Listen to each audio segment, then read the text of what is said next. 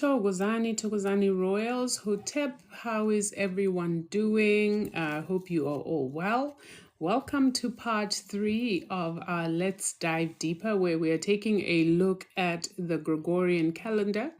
And this is an important exercise that we're doing because we have been talking a lot about the African calendar, right? We've been talking a lot about our African calendar, and this African calendar is the calendar which should align all melanated beings across the world.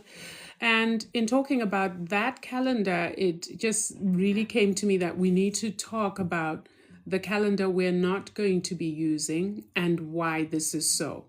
And so Jocelyn is here. I'm going to make Jocelyn a moderator simply because, yeah, we have people here who, let me see how I can do this, Jay.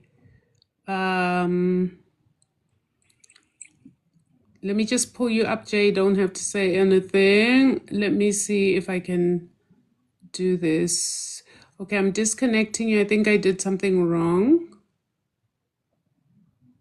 I think I did something wrong, so I'm going to disconnect you and see if I can connect you again. However, if I fail to connect you again, then please just be on the lookout for me. How do I do this so that I can make you moderator? Hotep Royals, I see many of you have joined us. Hotep, thank you for being here. Many of you probably don't know me on this account, but many of you will definitely know me from my bigger account. And we decided to take it here because we kind of got into trouble last time in talking about this particular topic. But it's an important topic. It's an important topic for Bakwantu. And so we have looked at the months of January, February. Oh, accepted the moderator. Okay, fantastic. Thank you, Jay. So we have talked about January, February, March, April, and May. Now we are going to move on to the month of June. Now, remember, we are looking at the Gregorian calendar. This is the calendar that was put together, cobbled together, woven together, abracadabra, by Pope Gregory, it's an X and 3. Pope Gregory the 13th. I always get that wrong. So Pope Gregory the 13th is the one who decided to put this calendar together. So the month of June, as you know, if you haven't watched the previous episodes, guys, please go on YouTube. It's African Spirituality Gogo Nkanyezi Speaks.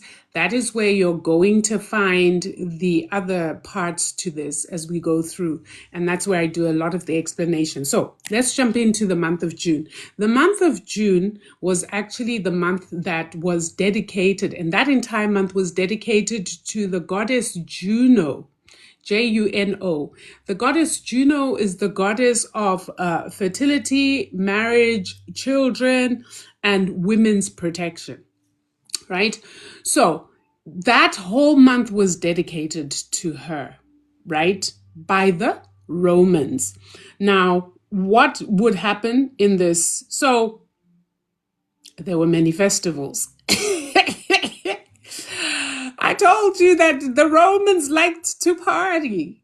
There were many festivals, many festivals. One of them was the Ludi Floralis Festival. And this honored Flora, the goddess of flowers and abundance. And parades were held, flowers were scattered, and there were lots of theatrical performances that were done, Roman style on the street and so on and so forth.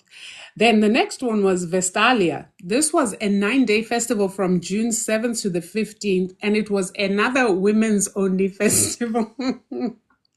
It was another women's only festival. And here there was sacrifice, there was baking of bread from sacred, sanctified flour. sacred, sanctified flour, right? Now, many of you will understand where the tradition of the Catholic Church baking wafers for Holy Communion, you know, those round things that they use in Holy Communion, that tradition started as a dedication to Juno. So I'm trying to kind of weave things together here so that you understand how that religion, it was just sort of copy paste and things washed over and so on. So that is where the baking of this sacred bread came from, right? Making these wafers. So Juno was also the the goddess of marriage. Therefore, she was celebrated through what? Marital acts. Yo, the Romans. So she was celebrated through marital acts. It did not always mean that the people engaging in the marital acts were married. Yeah. But the Romans liked to party. Okay. So then there was Minerva. Minerva was to celebrate the patron of teachers and artists. And this patron of teachers and artists was called Minerva. Again, how was this patron celebrated? Festivals, right? Then there was the festival of Bellona. Bellona was the goddess of war. So, and she was celebrated on June the 3rd. So Bellona, the goddess of war, was celebrated. So they had gods of war and goddesses of war, and they were celebrated in similar style. So if you remember how Juno, not Juno, what was the other guy? That first Janus and Mars were celebrated. It was in similar style. Lots of sacrifice, lots of blood, lots of, wine. Wine were the hallmarks of these Roman festivals. Lots of wine and lots of partying, lots of free for all, right? Do as you please. Guys, this was going on the whole month of June. Party after party after party. That was the Romans for you. So I just, sorry, I keep laughing when I do these because you're going to hear the same, more of the same. But I told you that by the time I'm done, many of you who called your own ancestors demonic will know what is really and who's really demonic. Right. Then comes July, right? July was named after the first Roman emperor and dictator, Julius Caesar. Now remember, the Julian calendar, from which the Gregorian calendar came, was crafted, put together, cooked up by who? None other than Julius Caesar. So in his honor, they decided to name the month of July after him, right? So there comes the great emperor. So we know what he was like during his reign. He was a vicious character. Oh, he was very much for the expansion of the Roman Empire.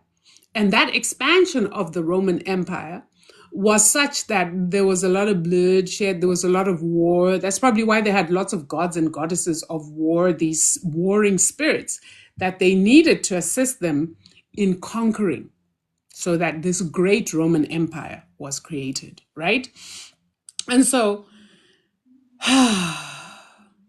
July 23rd was another festival. So Julius Caesar was just commemorated on the 1st of July. That was his day, right? With all the works. Then July 23rd, there was another festival called the Festival of Neptunalis. Neptunalia was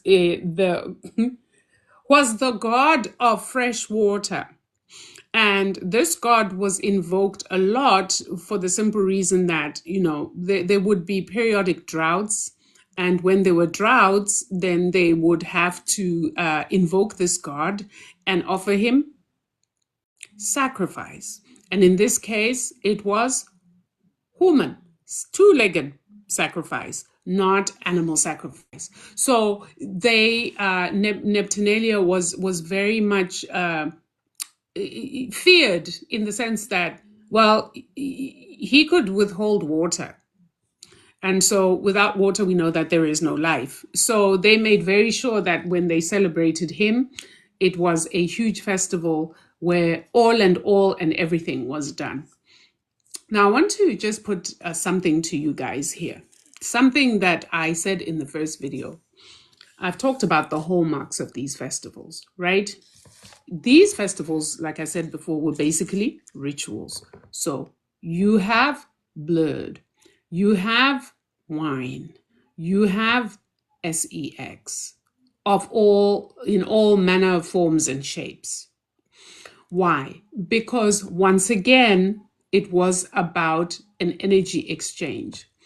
One of the things I have taught and I have shared in some of my previous video, just looking at spirituality, is that there is a thing called the harnessing of energy through sex.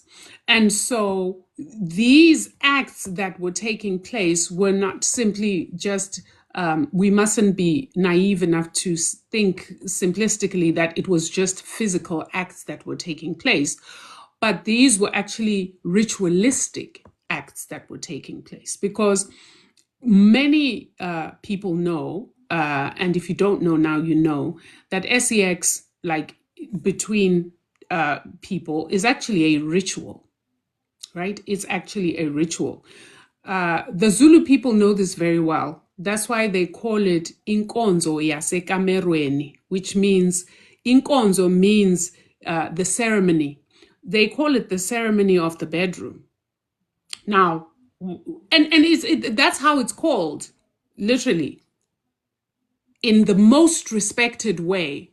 Unless, of course, people want to be derogatory about it, then they'll call it, other terms. But if you want to talk even to your elders about sex, you will use the term inkonzo yasekamerweni. So if you have a wife and you guys have, those problems of the bedroom, you will say, sinenkinga nenkonzo yasekamerweni, meaning we have problems with the ceremony of the bedroom.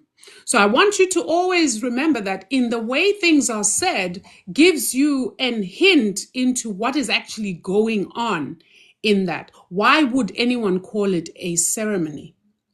Right? So palm-colored creatures knew that too, guys. So while it looked like one big fest of whatever, they understood that these spirits that they were honoring in this manner required that energy, that life force energy that is released at the point of the big O, because there's a release at that point of the big O.